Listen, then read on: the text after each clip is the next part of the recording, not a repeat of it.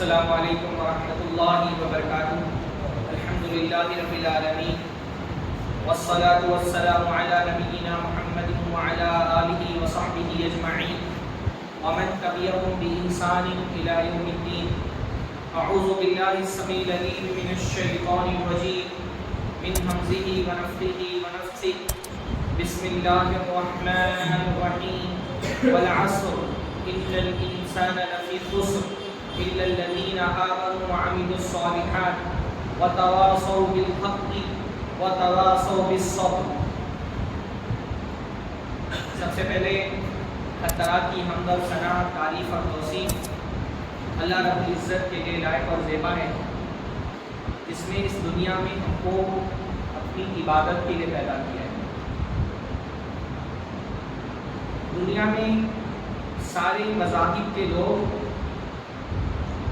یہ تسلیم تو کرتے ہیں کہ ان کی زندگی کا مقصد اوپر والے کی عبادت ہے، اور ہر مذہب میں عبادت کے مختلف طریقے پائے جاتے ہیں.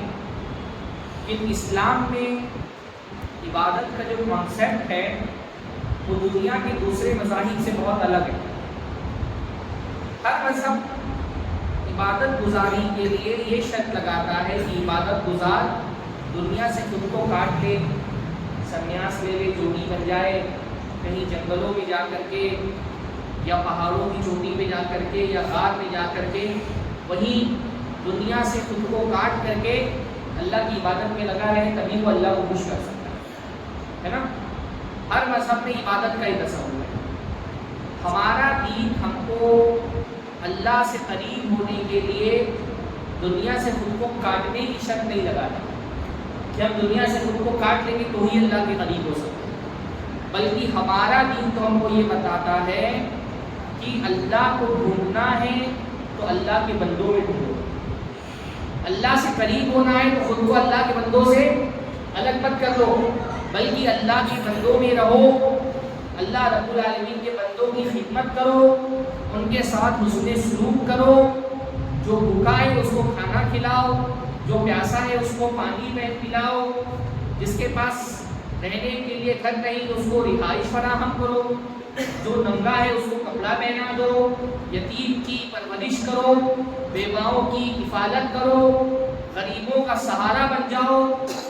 ان کے ذریعے تم اللہ تک پہنچ سکتے ہو. ہر مذہب کہتا ہے اوپر والے ہی قریب ہونا ہے تو نیچے والوں سے خود کو کاٹ لو. ہمارا دین کہتا ہے اوپر والے کو پانا ہے تو نیچے والوں کی خدمت کرو. نیچے زمین پر جو اللہ کے بندے بستے ہیں، اللہ کے نبی نے فرمایا جو زمین والوں پر رحم کرے گا آسمان والا ان پر رحم کرے گا. ارحموا من فی الارض یرحمکم من فی السماء. جو زمین پر ہیں ان کے ساتھ رحم کا معاملہ کرو، ان کے ساتھ شفقت کا معاملہ کرو، زمین والوں کے ساتھ اچھا سلوک کرو، آسمان والا تم پر مہربان ہو جائے گا. ہمارا دین یہ کہتا ہے کہ لوگوں سے خود کو کاٹ لینا دینداری نہیں ہے، لوگوں سے جوڑ کر کے رکھنا دینداری ہے. اور یہ مشکل کام ہے. یعنی ایک بندہ جو علم کے، عقل کے، ایمان کے مرتبے پہ پہنچ چکا ہو، جس کا ایمانی شعور پختہ ہو چکا ہو، جو علم کے ایک مقام کو پا چکا ہو، اس کے لیے سوسائٹی سے جڑ کر کے رہنے میں بڑی پریشانی ہے. خاص طور پہ جب سوسائٹی کے اکثر لوگ جہالت کا شکار ہو. ایک علم اور ایمان والے بندے کے لیے جس کی عقل اور شعور پختہ ہو چکی ہے، جس کا تقوی اچھا ہو چکا ہے، وہ اگر ایک جاہل معاشرے میں رہ رہا ہے اس کو قدم قدم پر بہت ساری مصیبتوں کا سامنا کرنا پڑتا ہے. جاہل معاشرے کو برداشت کرنا، جاہل افراد کو برداشت کرنا مشکل کام ہے. پر اللہ کے نبی نے فرمایا لوگوں میں رہو، برداشت کرو.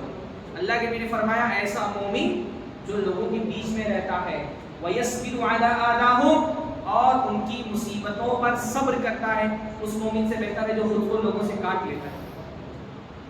ہمارا دین ہم کو یہ بتاتا ہے اللہ سے قریب ہونے کے لیے ایمان تو ضروری ہے، ہی ہے، عمل صالح بھی ضروری ہے، نیکی. اور عمل صالح صرف عبادت کا نام نہیں ہے. عمل صالح کی دو دھارائیں ہیں. ایک عمل صالح وہ ہے جس کا تعلق عبادت سے، اور ایک عمل صالح وہ ہے جس کا تعلق اللہ کے بندوں کے ساتھ اچھے سلوک سے. جب بندہ اللہ کی عبادت اور اللہ کے بندوں کی خدمت दोनों को जमा कर लेगा तो अल्लाह ताला को पा लेगा इंशाअल्लाह। सिर्फ अल्लाह की इबादत से आप जन्नत नहीं पा सकते जब तक अल्लाह के बंदों की खिदमत में भी खुद को ना लगाए, है ना। हमारे दीन में नेकी का तसव्वुर सिर्फ इबादत तक महदूद नहीं है कि बस अल्लाह की इबादत करना, दुनिया से खुद को काट करके बस मस्जिद में बैठे रहना है, खानकाहों में खुद को बंद कर लेना है, या पहाड़ में चले जाना है, या गार में बना लेकर के बस वही नमाज रोजे में लगे रहना। नहीं, हमारे दीन में अल्लाह की इबादत के साथ साथ अल्लाह के मखलूक की खिदमत भी जरूरी है। यानी कुरान मजीद में नेकी किसको कहते हैं, इसका सबसे बेहतरीन डेफिनेशन कहाँ है? आयतुल बिर। आप में से किसी को पता है कौन सी सूरत की आयत आयतुल बिर? हाँ, सूरतुल बकरा। हाँ, सूरह बकरा में एक सूरत है जिसका नाम क्या है? आयतुल बिर। बिर का मतलब क्या होता है? नेकी। उस आयत में अल्लाह ताला ने बहुत तफसील से इस बात को डिफाइन किया है नेकी किसको कहते हैं, नेक आदमी कौन है। अगर ये आपको जानना हो तो आपको उस आयत को पढ़ना चाहिए। आयत कब नाज़िल हुई? जब अल्लाह ताला ने क़िबला को तहवील कर दिया। अल्लाह के नबी सल्लल्लाहु अलैहि वसल्लम जब मदीना में आए तो अल्लाह के नबी सल्लल्लाहु अलैहि वसल्लम 16-17 महीने तक के बैतुल मक़दिस की तरफ चेहरा करके नमाज पढ़ते थे। उसके बाद क़िबला तब्दील कर दिया गया तो यहूदियों ने बहुत बड़ा प्रोपेगेंडा अल्लाह के नबी के खिलाफ किया कि बैतुल मक़दिस का अंबिया क़िबला है और ये कैसा नबी जिसने क़िबले को तब्दील कर दिया। बहुत मुनाफिकीन ने अल्लाह के नबी के खिलाफ बातें की। तो अल्लाह ताला ने बताया कि चेहरा किस तरफ करके नमाज पढ़ना है, ये कोई ऐसी नेकी नहीं जो इतनी यूनिवर्सल है कि जो कभी तब्दील नहीं हो सकती। चेहरा किस तरफ करके नमाज पढ़ना है ये शरीयतों के हिसाब से मनसूख होता रहता है। किसी शरीयत में किसी और तरफ चेहरा करके नमाज पढ़ने का हुक्म था, दूसरी शरीयत आ गई, चेहरा का रुख तब्दील कर दिया गया। चेहरा किस तरफ करके नमाज पढ़ना है ये ऐसी कोई यूनिवर्सल नेकी नहीं है जो हर जमाने में एक ही तरफ चेहरा करके नमाज पढ़ना इबादत था, वो चेंज होता रहता है। अल्लाह क्या नेकी क्या है? अल्लाह ने फरमाया लैसल बिर्रा अन तुवल्लू वजुहकुम क़िबलल मशरिक़ि वल मग़रिब। नेकी ये नहीं है कि तुम अपना चेहरा मशरिक मगरिब की तरफ करो। हाँ भाई, हमारी शरीयत में भी बात सूरतों में इजाज़त है।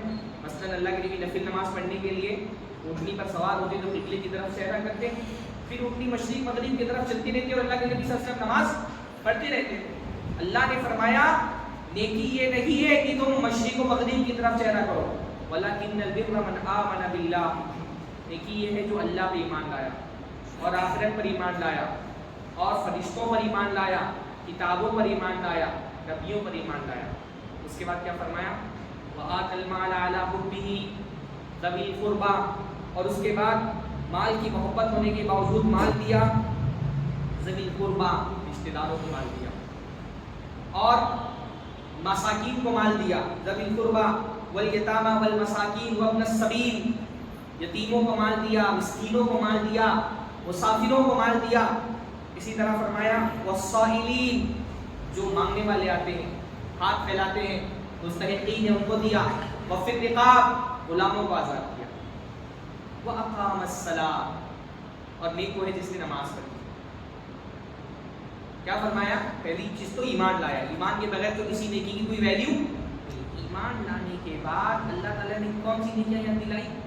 रिश्तेदारों को, मिस्कीनों को, यतीमों को, फ़कीरों को, मांगने वालों को, गुलामों को आज़ाद करना, ये नेकी। वअक़ामस सलात, और नमाज पढ़ी। नमाज का जिक्र बात नहीं किया अल्लाह ताला ने। हालांकि इबादत में तरतीब होगी तो इबादतों में सबसे ज़्यादा तरतीब इबादत क्या है? नमाज है, पर नमाज से पहले अल्लाह ताला ने इसका जिक्र किया। अल्लाह के बंदों की मदद किए बगैर बंदा अल्लाह को नहीं पा सकता। वातज़ ज़का, और ज़कात दिया। ज़कात दी अल्लाह का दिया है और बंदों का भी है।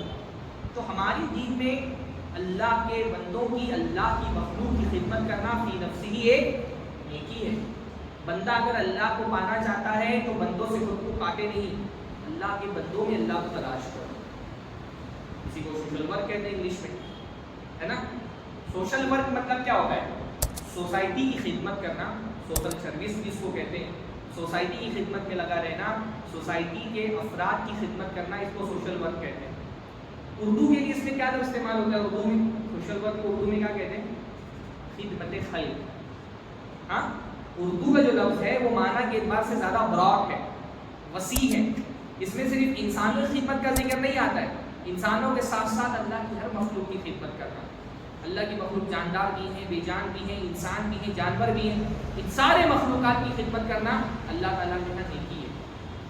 اور کوئی مومن بندہ اگر اللہ تعالیٰ تک پہنچنا چاہتا ہے تو ان اللہ کے بندوں کے ذریعے سے اللہ تعالیٰ تک پہنچ سکتا ہے۔ بھائی بہت پیاری سی روایت ہے، صحیح مسلم کی مشہور روایت ہے کہ قیامت کے دن اللہ تعالیٰ اپنے ایک بندے سے کہے گا یبنا آدم استطعمتک فلم تطعمنی، اے آدم کی اولاد میں نے تم سے کھانا مانگا تو تم نے مجھ کو کھانا نہیں کھلایا۔ تو اللہ تعالیٰ سے بندہ کہے گا اللہ تعالیٰ کیف اطعمتک وانت رب العالمین، اللہ تعالیٰ میں تجھے کیسے کھانا کھلاتا، تم تو رب العالمین ہے، سارے جہان کا پالن ہار ہے، غنی ہے، بے نیاز ہے، تجھ کو تو کھانے کی ضرورت ہی پیش نہیں آتی، میں تجھے کیسے کھانا کھلاتا۔ تو اللہ تعالیٰ کیا فرمائے گا ان عبدی فلانا استطعمک، میرے فلاں بندے نے تجھ سے کھانا مانگا تھا، لو اطعمتہ لوجدتنی عندہ، اگر میرے اس بندے کو کھانا کھلا دیتا مجھ کو تو اس کے پاس پا لیتا، مطلب اس کو کھانا کھلاتا میری رضا پا لیتا، میرا وہ بندہ بھوکا تھا اس کو کھانا کھلاتا میری قربت تجھ کو مل جاتی، اس کو کھانا کھلاتا مجھے پا لیتا۔ اللہ پوچھے گا یبن آدم، میں آدم کی اولاد، مریض تو فلم تعودنی، میں بیمار ہو گیا تھا تو نے میری عیادت نہیں کی۔ کہے گا اللہ تعالیٰ تو رب العالمین ہے، تو کیسے بیمار ہو سکتا ہے، میں کیسے تیری عیادت کرتا۔ اللہ کہے گا میرا فلاں بندہ بیمار تھا، اسپتال میں ایڈمٹ تھا، اس کی عیادت کو جاتا لوجدتنی عندہ، اس کے بعد مجھے پا لیتا۔ اے آدم کی اولاد، میں نے تجھ سے پانی مانگا تو نے مجھے پانی نہیں پلایا۔ بندہ کہے گا اللہ کیسے پانی پلاتا، تو رب العالمین ہے۔ اللہ فرمائے گا میرا فلاں بندہ اس نے تجھ سے پانی مانگا تھا، اس کو پانی دیتا لوجدتنی عندہ، اس کے بعد مجھے پا لیتا۔ اللہ تعالیٰ تک پہنچنا ہے تو اللہ کے بندوں کے ذریعے اللہ تعالیٰ تک پہنچو۔ عبادتیں صرف اللہ تعالیٰ کو پانے کے لیے کافی نہیں ہے، اللہ سے جس کو محبت ہوگی اللہ کے بندوں سے بھی اس کو محبت ہوگی۔ ایمان اس حقیقت کا نام ہے کہ بندے کا دل اللہ سے جڑ جائے، اور جس کا دل اللہ سے جڑ جاتا ہے اس کا دل اللہ کی مخلوق سے بھی جڑ سکتا ہے۔ ایسا نہیں ہو سکتا ایک بندے کے دل میں اللہ پر ایمان تو پایا جائے پر اللہ کی مخلوق کے لیے کوئی خیر خواہی کا جذبہ اس کے دل کے اندر نہ ہو، ایسا کہ مسلمان تو نہیں ہو سکتا۔ ایک بھوکے کو دیکھ کر کے اگر آپ کا دل نہیں تڑپ رہا تو اس کا مطلب اللہ سے آپ کا دل نہیں جڑا ہوا ہے۔ ایک پیاسے کو دیکھ کر کے اگر آپ کی آنکھوں میں آنسو نہیں آ رہا اس کا مطلب آپ کا دل اللہ کے دل سے جڑا ہوا نہیں ہے۔ ایک ننگے بھوکے آدمی کو آپ سڑک پر ٹھٹرتی ہوئی سردی میں سوتے ہوئے دیکھ رہے اور آپ کے دل میں اتنی سی بھی آس نہیں پیدا ہو رہی کہ میں ایک کمبل اس کو لا کر کے دے دوں، تو آپ کا دل اللہ سے جڑا ہوا نہیں ہے۔ ایک یتیم بچہ اپنی غربت کی وجہ سے اپنی تعلیم پوری نہیں کر پاتا، آپ کے بغل میں ہوٹل میں آ کر کے وہ چائے سرو کر رہا ہے، پر آپ کے دل میں کبھی یہ خیال نہیں آتا کہ تھوڑے سے پیسے لگا کر کے میں اس کی تعلیم اسکول کی مکمل کرا دوں، تو آپ کا دل اللہ سے جڑا ہوا نہیں۔ ہو ہی نہیں سکتا کہ ایک بندہ رحمان کا بندہ ہو اور اس کے دل میں رحم کا جذبہ ہی نہ ہو۔ ایک بندہ رحمت العالمین کا امتی ہو اور اس کا دل اللہ رب العالمین کی مخلوق کو دیکھ کر کے تڑپے نہیں۔ جو رحمان کا بندہ ہوتا ہے اس کے دل میں رحمان کے بندوں کی بھی رحمت ہوتی ہے۔ جو رحمت العالمین کا امتی ہوتا ہے وہ اللہ کے بندوں میں نبی کی رحمت لائی ہوئی تقسیم کرتا ہے۔ اس لیے آپ انبیاء کو دیکھیں گے، انبیاء کی سیرت میں جو بہت سارے کمالات اور خوبیاں دکھائی دیتی ہیں نا، اس میں سے ایک کمال آپ یہ بھی دیکھیں گے کہ انبیاء اپنی ذات میں سوشل ورکر بھی ہوتے تھے۔ بعض نبی کی شخصیتوں میں، انبیاء کی شخصیتوں میں ایک کمال آپ کو یہ بھی دکھے گا بہت سارے نبیوں کی شخصیت میں کہ وہ نبی ہونے کے ساتھ ساتھ سوشل ورک سے خود کو جوڑ کر کے رکھتے ہیں۔ تو سوشل ورک جو ہے وہ انبیاء کی سنت ہے۔ یہ حضرت نوح علیہ السلام کو دیکھیں، توحید کی دعوت دے رہے لیکن اس کے ساتھ ساتھ کیا کر رہے ہیں، بڑا سیلاب آنے والا ہے، اللہ رب العالمین نے اس کو وعدے دے دیے، تو کیا کر رہے ہیں، کشتی تیار کر رہے ہیں۔ ہاں، سیلاب میں ریسکیو کرنا سوشل ورک ہے کہ نہیں، بڑا ہے سوشل ورک ہے نا۔ سیلاب زدگان کا تعاون کرنا، ان کی مدد کرنا، یہ بہت اہم سوشل ورک ہے نا۔ حضرت نوح علیہ السلام ہے کہ نہیں ریسکیو کرنے، بھائی اس زمانے میں ریسکیو کرنے کا ایک طریقہ تھا کہ توحید کی دعوت دیں۔ وہ کشتی مشرکین کو بچانے کے لیے نہیں بنائی گئی کہ مشرک اس میں سوار ہو کے نہیں بچ سکتا تھا، موحدین سوار ہو کے بچ سکتے تھے، تو ریسکیو کر رہے تھے کہ نہیں۔ ہاں، حضرت یوسف علیہ السلام کو دیکھیں، کیا ان کی شخصیت میں سوشل ورک دکھائی دیتا ہے آپ کو؟ یوسف علیہ السلام، ہاں کوئی سوشل ورک دکھتا ہے ان کی شخصیت میں، یوسف علیہ السلام کی شخصیت میں؟ ہاں نہیں یاد آ رہا ہے بھائی، تحت آنے والا ہے لیکن نہیں، 7 سالہ بہت لمبا تحت آنے والا ہے، سوکھا پڑنے والا ہے، تو کیا کیا ہوگا؟ ہاں 7 سال تک کے اناج پہلے جمع کرایا، پریزرو کرایا ہے نا، کہ اس کو بالیوں کے اندر رہنے دو، جتنا ضرورت ہو اتنا نکالو، اور جب تحت آیا تو کیا کیا ہوگا؟ اناج تقسیم کیا، راشن تقسیم کرنا سوشل ورک ہے کہ نہیں بھائی؟ آج کے دور میں تو بہت اہم سوشل ورک ہے، ہاں اناج تقسیم کرنا کتنا بڑا سوشل ورک ہے؟ تو حضرت یوسف نے اناج تقسیم کیا نا، سستے داموں میں یا مفت میں غربا اور فقراء کو اناج بانٹا، تو اناج بانٹنا کتنا بڑا سوشل ورک ہے؟ حضرت موسیٰ علیہ السلام پانی پلا رہے ہیں، پانی پلانا کتنا بڑا سوشل ورک ہے؟ ہاں یتیموں کی دیوار ڈھہ گئی ہے، یتیموں کی کفالت کے لیے دیوار مضبوط کرے گی، تو سوشل ورک ہے، ہاں حضرت عیسیٰ علیہ السلام کیا کرتے تھے؟ توحید کی دعوت دیتے تھے، اور کیا کرتے تھے؟ دماغ میں تھوڑا، ہاں بہت اہم سوشل ورک تھا حضرت عیسیٰ علیہ السلام کا، بیماروں کو ٹھیک کرتے تھے، میڈیکل ایڈ، انگلش بولو تو ان کو سمجھ میں آتا ہے، میڈیکل ایڈ سوشل ورک ہے کہ نہیں ہے؟ لوگوں کی جان بچانا، ہاں بیمار کو ٹھیک کر دے، نابینا کو بینا کر دے رہے، کوڑ کے مرض کا علاج کر دے رہے، ہاں حتیٰ کہ مردہ کو بھی زندہ کر دے رہے۔ نبی کی شخصیتوں میں، انبیاء کی شخصیتوں میں ان کی یعنی سوشل ورک اللہ کے نبیوں کی سنت، خود اللہ کے نبی صلی اللہ علیہ وسلم ایک بڑے سوشل ورکر بھی تھے، دعوت توحید کا کام تو کرتے تھے، سب سے بڑا سوشل ورک دعوت ہی ہے، لوگوں کو ہدایت بانٹنا، شرک سے بچانا، جہنم سے بچانا، اس سے بڑا سوشل ورک نہیں ہے۔ پر انبیاء اس کے ساتھ ساتھ دوسرے بھی سوشل ورک کے کام کرتے ہیں۔ خود اللہ کے نبی صلی اللہ علیہ وسلم کے بارے میں جب اللہ کے نبی صلی اللہ علیہ وسلم پر وحی آئی اور گھبرائے کہ حضرت خدیجہ کے پاس آئے، تو حضرت خدیجہ نے اللہ کے نبی صلی اللہ علیہ وسلم کو تسلی دی اور کہا کہ آپ بہت نیک آدمی ہیں، اللہ آپ کو رسوا نہیں کرے گا، اور کیا فرمایا؟ کلا لا یخزیک اللہ ابدا، ہرگز نہیں اللہ آپ کو رسوا نہیں کرے گا، کیوں؟ انک لتصل الرحیم، آپ رشتہ داری جوڑتے ہیں، وتصدق الحدیث، اور سچی بات کرتے ہیں، وتحمل الکل، تحمیل کا مطلب ہوتا ہے اٹھانا، عمل کہتے ہیں نا اٹھانے کو، کل کا مطلب ہوتا ہے بے سہارا، آپ بے سہارا لوگوں کا بوجھ اٹھاتے ہیں، سوشل ورک ہے نا۔ معاشرے میں ایسے افراد ہوتے ہیں جو بالکل بے سہارا ہوتے ہیں، جیسے معذور آدمی کوئی کام نہیں کر سکتا، اندھا ہے، لنگڑا ہے، لولا ہے، کسی بھی کام کے لائق نہیں ہے، یا اتنا فقیر ہے محنت کرنے کے باوجود اس کے پاس کوئی ایسا پیشہ جاب نہیں ہے کہ وہ کچھ کما کر کے اپنی ضرورتیں پوری کر سکے، بے سہارا ہے، یتیم انسان ہے، بیوہ عورت ہے، ایسے بے سہارا لوگوں کا بوجھ آپ اپنے کندھوں پر اٹھاتے ہیں، سوشل ورک ہے۔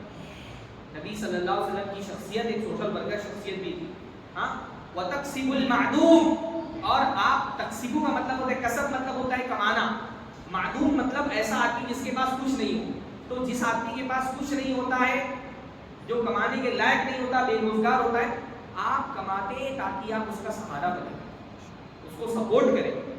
اللہ کے نبی اپنے پیسے سے، جب اللہ تعالیٰ نے آپ کو توفیق دی، اچھے تاجر تھے، آپ اپنی کمائی سے سوسائٹی کے، معاشرے کے بے سہارا لوگوں کو سپورٹ کرتے تھے۔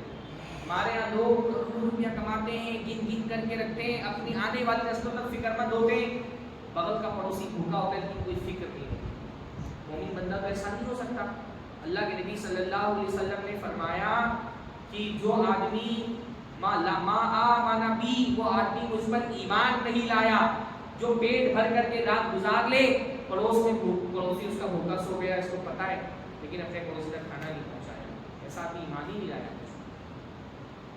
ہمارا دین تو الحمدللہ اتنا رحم والا دین ہے، اور ہمارے دین میں اللہ کی مخلوقات کے ساتھ اس نے سلوک کتنی تاکید ہے، آپ انسانوں کو جانے دیں۔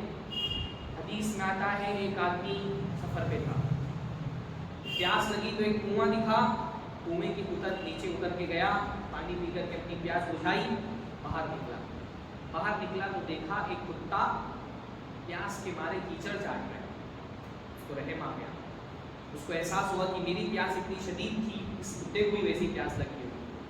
بھائی کنویں کے اندر واپس جانا کوئی آسان کام نہیں تھا، پر کتے پر اس کو رحم آ گیا تو وہ اتر کے نیچے گیا، کنویں میں واپس پانی لایا، اس کتے کو پانی پلایا۔ اللہ تعالیٰ نے ایک کتے کو پانی پلانے کی وجہ سے اس کی بخشش کرے. ہاں دین میں عام انسانوں کو پانی پلانا تو بہت دور کی بات ہے. کتے کو ہمارے دین میں پانی پلانا اتنی بڑی نیکی ہے کہ کتے کو پانی پلانے کی وجہ سے ایک آدمی کی بخشش ہو گئی. ہم انسانوں کو پانی پلانے کے روادار نہیں. ہاں بھائی میں اپنے ممبئی میں بہت ساری جگہوں پر دیکھتا ہوں, واپس آتے ہوئے اسٹیشنوں پر دیکھتا ہوں, گرمی تو یہاں بھی ہوگی ہے شدت کی, پیاس لگتی ہوگی لوگوں کو. بہت سارے علاقوں میں میں نے دیکھا الگ الگ تنظیم کے لوگ یا انفرادی طور پہ لوگ پانی کے اسٹال لگاتے ہیں, شربت بانٹتے ہیں اسٹیشنوں کے بعد خاص طور پہ. ہاں ایک اسٹال لگائے رہتے ہیں اور لوگوں کو پانی پلاتے ہیں. کتنا نیکی کا کام ہے پانی پلانا, کتنا دل اس سے خوش ہوتا ہے. آج تک میں نے کسی مسلمان تنظیم کا پانی پلانے کا اسٹال نہیں دیکھا. اب کیا ہوتا ہے پانی پلانے کا رواج ہے؟ ہاں نہیں ہے نا, کوئی بھی نہیں پلاتا ہے کہ مسلمان نہیں پلاتا. کتنے سارے ایسے علاقے ہیں. ہاں کوئی مشکل کام ہے بھائی, اسٹیشنوں کے باہر کھڑے ہو جائیں, بازار میں لوگ ہوتے ہیں وہاں کھڑے ہو جائیں, کہیں بھی پروگرام آپ کیا ہو رہا ہے کوئی آدمی کھڑا ہو جائے, ذمہ داری لے لی کوئی اتنا کارٹون پانی میری طرف سے پلایا جائے گا. کیا مشکل کام ہے؟ جب کتے کو پانی پلانے پر اتنا ثواب ہے, آپ سوچیے انسان کو پانی پلانا کتنا ثواب کا کام ہوگا. اللہ کے نبی فرماتے ایک فاحشہ زناکار عورت کو اللہ تعالیٰ نے اس لیے بخش دیا کیونکہ اس نے کتے کو پانی پلا دیا. فاحشہ عورت کی مغفرت ہو گئی. جتنی میں ٹرینوں میں دیکھتا ہوں بھائی, ہمارے یہاں ممبئی سے جو ٹرینیں جاتی ہیں یو پی بہار کی طرف, وہاں سے واپس آتی ہیں ممبئی میں, وہاں خاص طور پہ چالو ڈبے میں جو لوگ بیٹھے ہوتے ہیں, ہاں ان کے اندر اتنی بھی استطاعت نہیں ہوتی کہ باہر نکل کر کے کسی اسٹیشن پر پانی لے سکے پینے کا. تو بہت ساری تنظیموں کو میں نے دیکھا, بہت اچھا لگا مجھے, پانی کے پیکٹ بھر بھر کے اندر دے رہے ہیں لوگوں کو پانی پلانے کے لیے. کتنا نیکی کا کام ہے. اس نیکی کے کام سے کتنی ایک مطلب ہمارے دین, ثواب ہمارے دین میں گھس کر رہے دوسرے لوگ اپنے جھوٹے باطل معبودوں کو خوش کرنے کے لیے اتنی محنت کر رہے ہیں, اور اپنے سچے معبود کو خوش کرنے کے لیے محنت نہیں کر پا رہے. اللہ کے نبی نے فرمایا ایک مرتبہ حضرت سعد ابن عبادہ رضی اللہ تعالیٰ عنہ, ان کو اللہ کے نبی صلی اللہ علیہ وسلم ان کی والدہ کی وفات ہو گئی.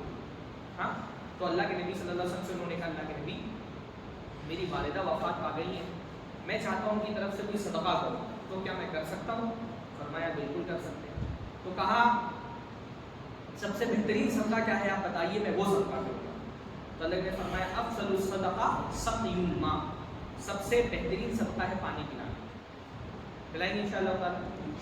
لیکن اگر پورا دن اسٹال لگائیں بھائی, 2-4 باکس لے لیں, دوستوں کے ساتھ کھڑے ہو جائیں, کبھی بازار میں گرمی کے دنوں میں, ہاں یہ اسٹیشن کے باہر یا ایسی جگہ پر جہاں پہ آپ کو پتا ہو کہ لوگ پیاسے لوگ گزرتے ہیں, گرمی کی شدت خاص طور پہ جب ہوتی ہے, دوپہر کا وقت ہوتا ہے, ہاں اپنے بچوں کے ساتھ کھڑے ہوں, ان کو سکھائیں بانٹنا, پیسہ خرچ کرنا اللہ کے بندوں پر. 1 گھنٹہ 2 گھنٹہ کھڑے ہو کے بعد یہ شدید دوپہر کا جب وقت ہوتا ہے کریں گے نا انشاءاللہ تعالیٰ.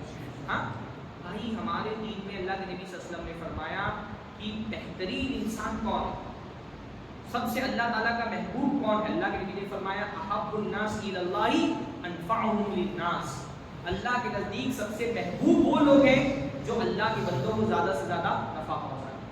جتنا آپ کی ذات سے اللہ کے بندوں کو نفع پہنچ رہا ہے اتنا ہی آپ اللہ تعالیٰ کے سب سے محبوب ہیں.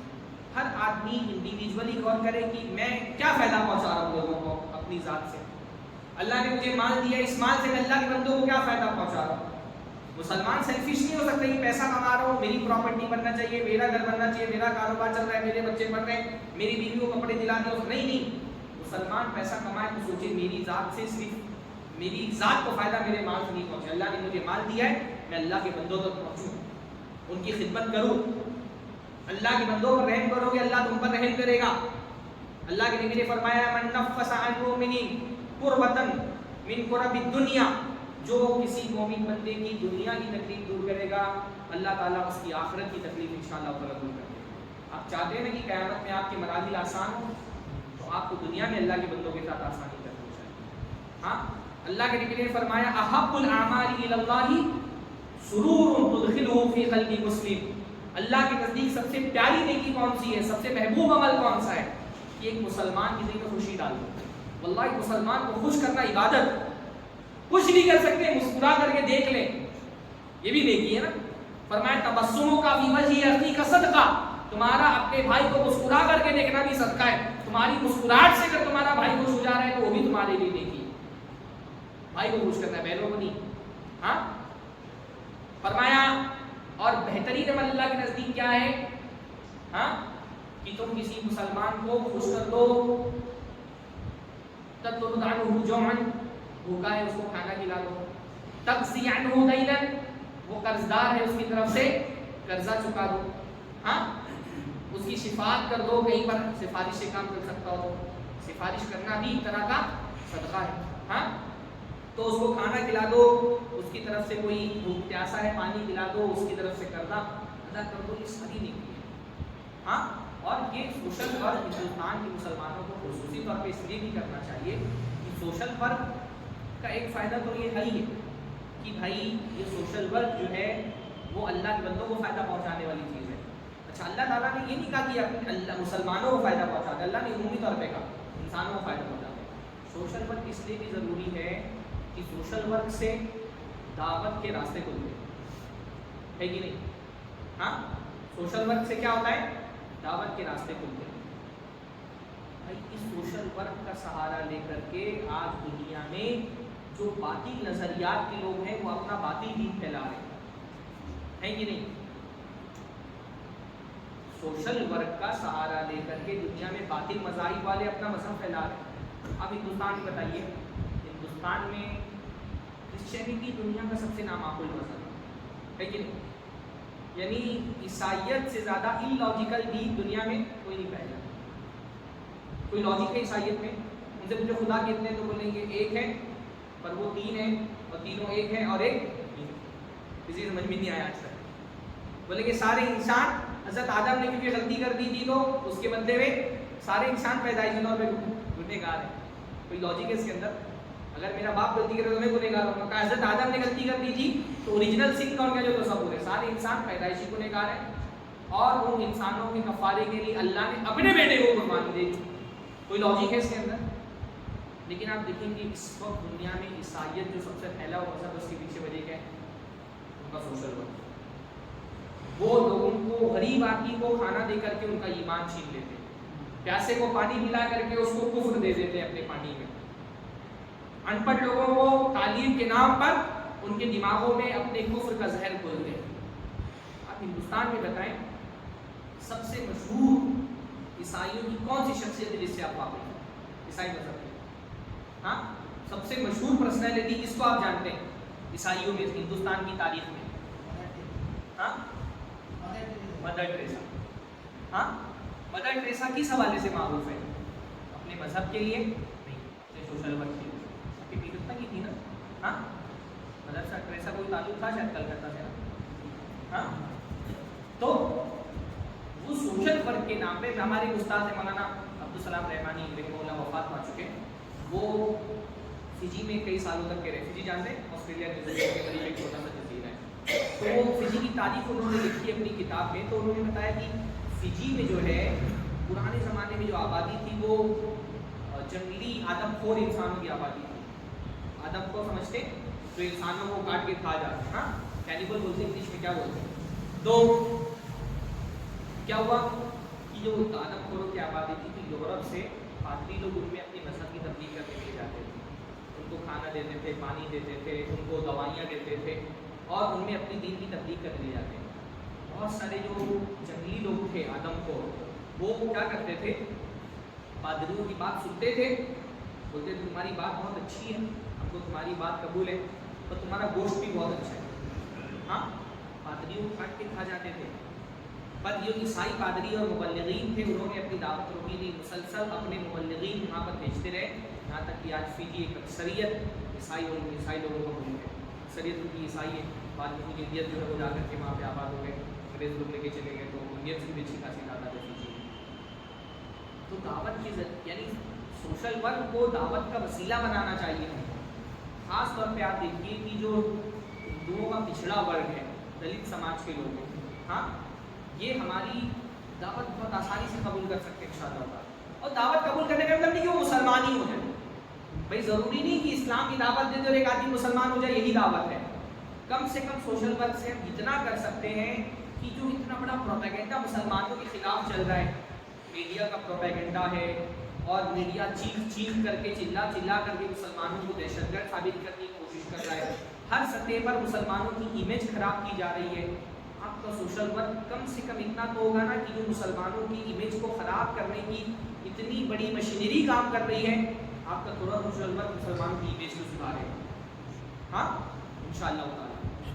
میں نے دیکھا کہ لاک ڈاؤن میں جب ممبئی میں پابندیاں لگ گئی اور وہاں کے جو یو پی, بہار, اڑیسہ, بنگال الگ الگ علاقوں کے جو مزدور تھے وہ مائگریٹ کرنے لگے, تو انہوں نے ایک تجربہ یہ کیا اور آ کر کے کئی لوگوں نے بیان کیا کہ ہم ممبئی سے نکلے اور فلاں علاقے میں گئے, جگہ جگہ پر ہم کو داڑھی والے, ٹوپی والے مسلمان بھائی دکھائی دیے. کوئی کھانا کھلا رہا تھا, کوئی پانی پلا رہا تھا, کوئی فروٹ تقسیم کر رہا تھا. مصیبت میں جس بندے کا آپ نے ساتھ دیا ہے نا, اور اس کی وجہ سے جو تاثر ایک مسلمان کے بارے میں اس کے دماغ میں بیٹھا ہے, پھر وہ میڈیا میں 9 بجے بیٹھ کر کے اینکر کتنا بھی مسلمانوں کے خلاف زہر اگلتا رہے, جب ایک بندے کا آپ کے ساتھ معاملہ اچھا ہوا ہے وہ میڈیا کے اس زہریلے اینکر کی بات نہیں سنے. یہ دلتوں میں خاص طور پر سوشل ورک کا کام کریں, کیونکہ سارے فسادات میں یہی لوگ یوز ہوتے ہیں نا. جتنے بھی مسلمانوں کے خلاف فسادات ہوتے ہیں, کوئی امیر طبقہ نہیں آتا ہے مسلمانوں کے گھر اور دکان ٹوٹنے کے لیے اور جلانے کے لیے, توڑ پھوڑ کرنے کے لیے. انہی دلتوں کو استعمال کیا جاتا ہے. ان کے ساتھ اچھا سلوک کریں, ان کے دل کو نرم کریں. قرآن مجید میں باقاعدہ یہ مقصود ہے نا, والمؤلفۃ قلوبہم, لوگوں کا دل نرم کرنے کے لیے ان کے ساتھ اس کی سلوک کرنا. اور اس کے اوپر ایک کیٹیگری یہ رکھی ہے کہ مسلمانوں کو کوئی طبقہ اگر ایسا ہے جہاں پہ مسلمان اقلیت میں ہے اور اکثریت اوپر کوئی ظلم اور زیادتی کر رہی ہے, اور ایسا ہو کہ اگر کچھ مال اوپر خرچ کرنے سے اپنا ہاتھ روک لیں گے, تو ایسی صورت میں ان پر مال بھی, حتیٰ کہ زکوٰۃ کا مال بھی خرچ کیا جا سکتا ہے انشاءاللہ. ورنہ اصولاً زکوٰۃ کا مال مسلمان فقیروں کے لیے, لیکن ایک کیٹیگری اتنی رکھی ہے کہ اس میں بھی زکوٰۃ کا پیسہ خرچ کیا جا سکتا ہے. ہاں تو بھائی اچھا, اللہ کے نبی, ٹائم میرے پاس کم ہے, اللہ کے نبی صلی اللہ علیہ وسلم بہت سارے سوشل ورک کے کام ایسے ہیں نا جو جس کا ہم کو بنیاد اللہ کے نبی کی سیرت میں ملتی ہے. مثلا طبی امداد کرنا, میڈیکل ایڈ, یہ کتنا ضروری کام ہے. اللہ نے فرمایا ومن احیاها فکأنما احیا الناس جميعا, جو ایک انسان کو زندگی دے گویا کہ اس نے سارے انسانوں کو زندگی دی. تو بھائی انسانوں کو زندگی آپ کیسے دے سکتے ہیں؟ مرنے والوں کو تو زندہ نہیں کر سکتے نا, جو مر گیا اس کو زندہ نہیں کر سکتے, پر مرنے والے کو علاج فراہم کر کے اس کی زندگی بچا سکتے کہ نہیں بچا سکتے. ہاں میڈیکل ایڈ فراہم کرنے کے مختلف طریقے ہو سکتے ہیں. مسلمان ہر علاقے میں کم سے کم ایک چھوٹا سا چیریٹیبل ہاسپٹل تو مسلمانوں کو ہونا چاہیے. بھائی آپ لوگ اتنا پیسہ کما رہے ہیں, ہمارے اصل میں جب بھی سوشل ورک کی بات کی جاتی ہے تو لوگ ایک شکوہ پیش کریں کہ مسلمان تو آلریڈی بہت غریب قوم ہے, کیسے ہاسپٹل قائم کریں گے. پر مسلمانوں کے ہونے والی شادیاں دیکھیں, آپ کو لگتا ہے کہ غریب ہیں لوگ؟ ہاں شادیوں میں تو نہیں دکھائی دیتا کہ بہت غریب ہیں. عید میں جو شاپنگ ہوتی ہے وہ دیکھیے, آپ کو تو نہیں لگے گا کہ یہ غریب ہے.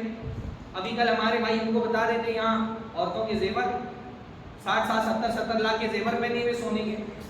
ساری غربت بس سوشل ورک کا کام کرنے میں آ جاتی ہے.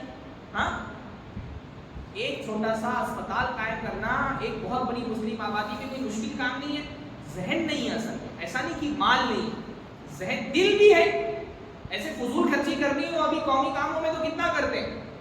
کوئی تہواروں میں آپ دیکھیں گے لاکھوں روپے کی ڈیگے چڑھا کر کے حلیم کاٹ دیں گے. ہاں لائٹنگ میں ہزاروں روپیہ خرچہ کر دیں گے. اس کو ویلتھ ہے, ویلتھ کو یوٹیلائز کرنے کا ذہن نہیں ہمارے. پیسہ ہے اور یہ بھی نہیں ہے, مسلمان الحمدللہ قومی کاموں میں پیسہ خرچ بھی کرتے ہیں, یوٹیلائز کرنا نہیں آتا پیسے. یہاں عیسائی چھوٹی چھوٹی کمیونٹی آپ دیکھیے, عیسائیوں کی الگ الگ مذاہب کی اچھے خاصے اسپتال چلا سکتے ہیں.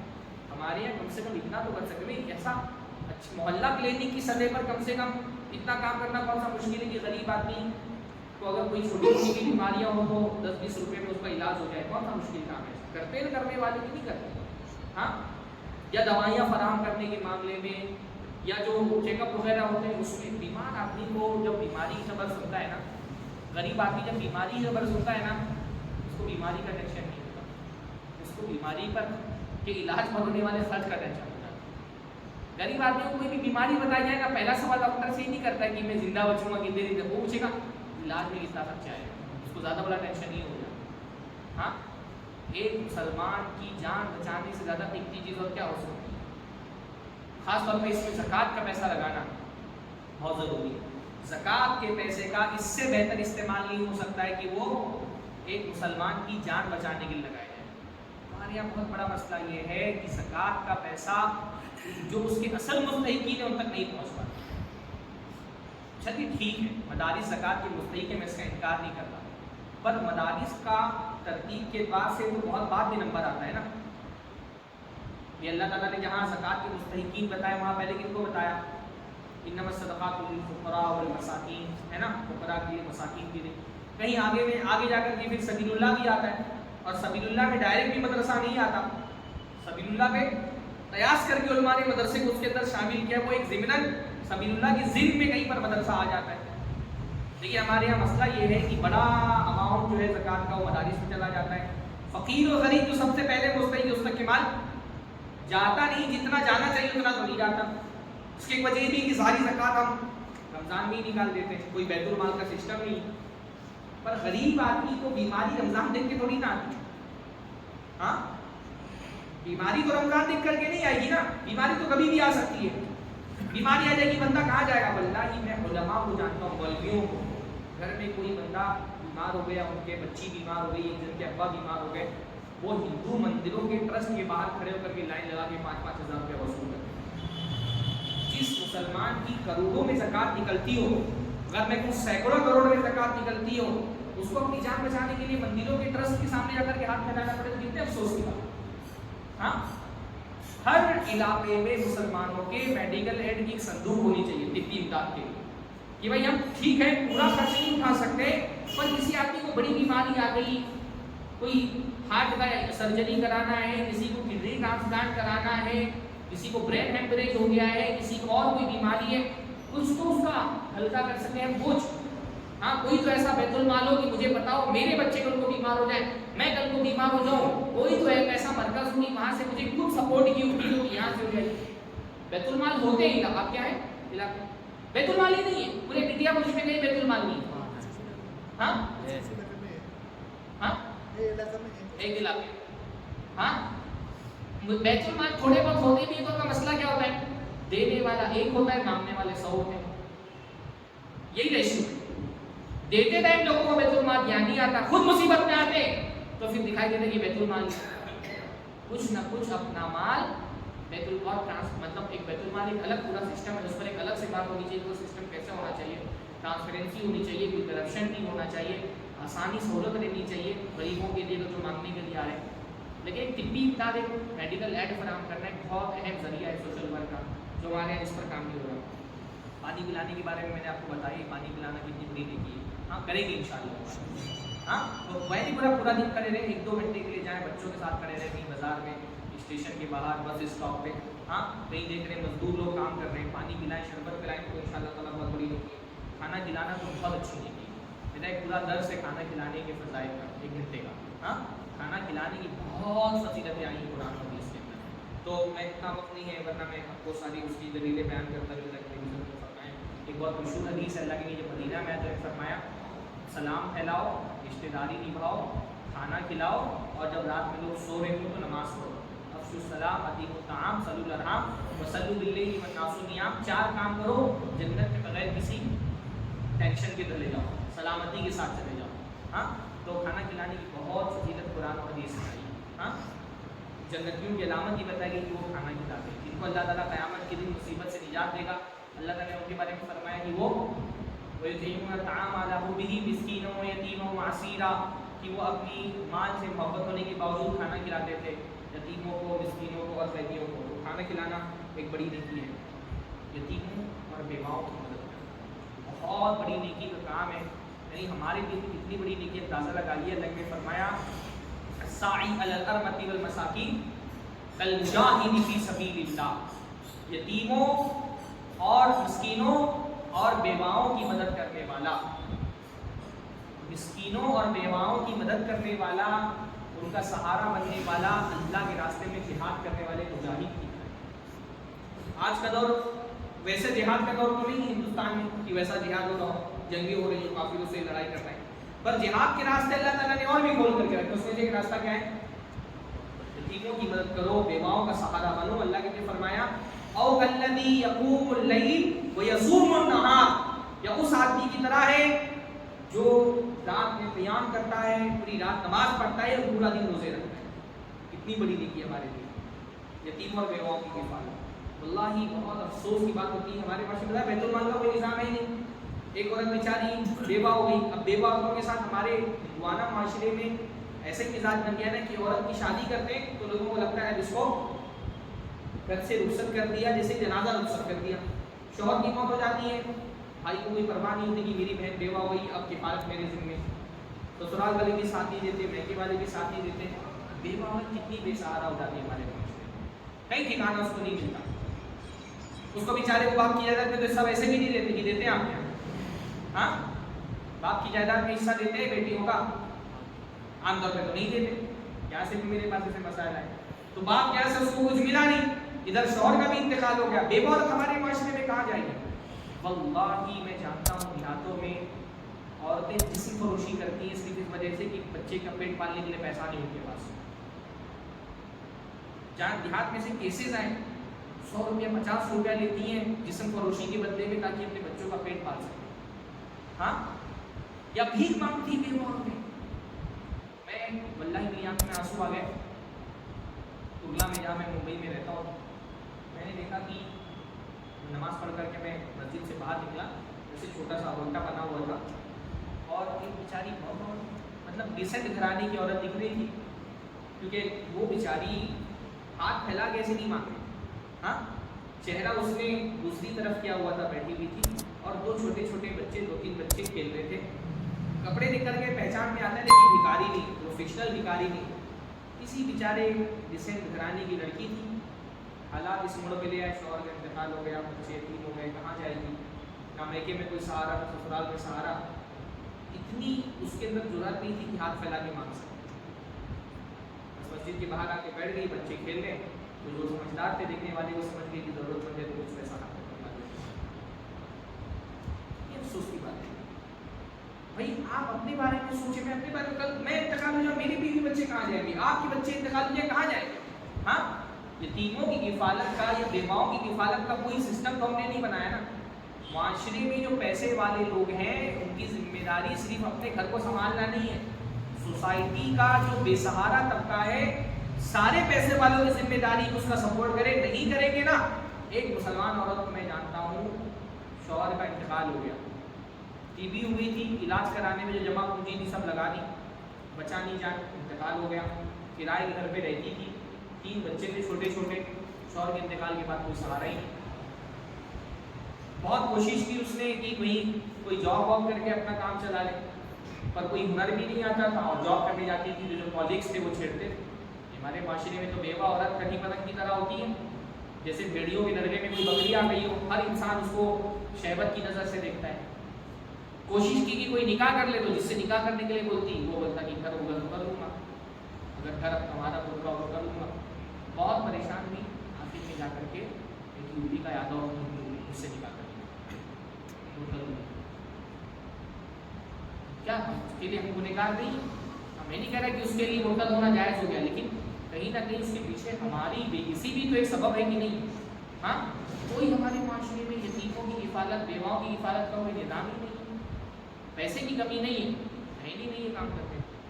اسی طرح سے سوشل ورک میں تعلیم پر خرچ کرنا بھی بڑا سوشل ورک میں، خاص طور پہ جو مدرسے کے طلبہ ہیں، بہت سارے مدرسے کے طلبہ بیچارے تعلیم نہیں مکمل کر پاتے پیسہ نہ ہونے کی وجہ سے، ہاں، ایسے بچوں پہ پیسہ خرچ کرنا، مدرسوں پہ پیسہ خرچ کرنا، میں نے سنا اپنے مدرسے میں کوئی فیس نہیں لگتی ہے ماشاءاللہ، بغیر فیس کے بچے پڑھتے ہیں، بہت اچھی بات ہے، ورنہ آج کل مدرسوں کی فیس اسکولوں سے کم نہیں ہے، بچوں کو تعلیم دلانا جتنا اسکول میں مشکل ہے اتنا ہی مدرسوں میں مشکل ہو گیا ہے، تو یہ بہت اچھی بات ہے، ایسے مدارس پہ خرچ کریں، مدارس کے طلبہ پہ خرچ کریں، راشن پڑھا دیں کبھی کبھی، ہاں، اپنی طرف سے بچوں کی دعوت لے لیں، بچے جب دعوت ہوتی ہے نا گوشت کی بہت خوش ہوتے ہیں، بھی مدرسے میں پڑھ چکے ہیں نا، ہاں، بچوں پر خرچ کرنے سے اللہ رزق میں برکت دیتا ہے۔ ایک صحابی تھے، انہوں نے آ کے اللہ کے نبی سے شکایت کی، اللہ کے نبی میرا بھائی آپ کے ساتھ اصحاب صفہ میں شامل ہے، صبح شام آپ کے ساتھ لگا رہتا ہے، پڑھنے پڑھانے کا کام کرتا ہے، اور میں اکیلے تجارت کرتا ہوں، اس کا بھی بوجھ میں اٹھا رہا ہوں، تو وہ چاہتے تھے کہ اللہ کے نبی ان سے کہیں کہ کچھ کام کرو، تو اللہ نے فرمایا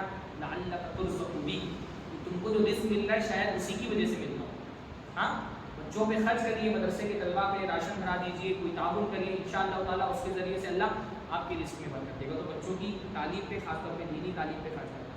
اسی طرح سے پیڑ لگانا، پودے لگانا، یہ بھی بہت بڑا سوشل ورک ہے، شجر کاری۔ اللہ کے نبی صلی اللہ علیہ وسلم نے فرمایا جب بھی کوئی مسلمان کوئی پودا لگاتا ہے، اس پودے سے چاہے انسان کھائے، چاہے جانور کھائے، چاہے پرندے کھائیں، مومن بندے کے لیے وہ پیڑ لگایا ہوا پیڑ کیا ہوتا ہے؟ صدقہ ہوتا ہے، اس کے سائے میں بیٹھنے والوں کا بھی صدقہ ہوتا ہے۔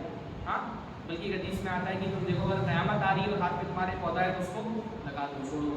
تو شجر کاری بھی اسی طرح سے جو ہے بے روزگاروں کی مدد کرنا، کوئی اگر بے روزگار ہے اس کو کہیں روزگار میں لگانا، یہ بھی اللہ کے نبی کی سنت ہے۔ ایک صحابی ہے اللہ کے نبی صلی اللہ علیہ وسلم کے پاس اور کہا مجھے کچھ دے دیجیے، تو اللہ کے نبی نے فرمایا تم ہٹے کٹے ہو۔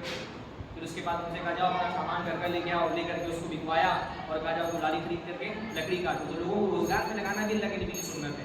آپ کے پاس کوئی کام ہے، بڑا کام کرتے ہیں، آپ کوشش کریں اپنے لوگوں کو روزگار پہ لگائیں۔ ہاں، لوگوں کو روزگار فراہم کرنا۔ اسی طرح سے رشتے لگانا بھی ایک سوشل ورک ہے۔ ہاں، میرج سروسز، میٹریمونیل سروسز، اللہ کے نبی صلی اللہ علیہ وسلم کی سنتوں میں ہم کو یہ بھی ملتا ہے نا، اللہ کے نبی رشتے لگواتے تھے۔ جیسے فاطمہ بنت قیس کا رشتہ حضرت کس سے ہوا تھا؟ حضرت اسامہ بن زید سے، وہ اللہ کے نبی صلی اللہ علیہ وسلم نے لگوایا۔ ہاں، تو رشتے لگوانا بھی اللہ کے نبی صلی اللہ علیہ وسلم کی ایک سنت ہے۔